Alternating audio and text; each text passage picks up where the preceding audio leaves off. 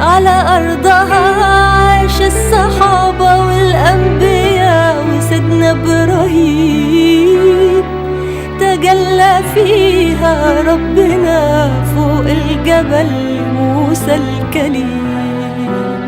بلدي الزمان مقدرش ياخد من شبابها، بلدي اللي كل الدنيا دي بتعمل حسابها، بلد الفنون بلد الأدب، حضن الغريب وقت التعب، بلدي اللي فاتحة للعرب والدنيا بابها، بلدي اللي لو قامت مفيش قوة تحوشها، بلدي حميها ربنا ومن بعده جيشها اللي شايل همها صوتها وروحها.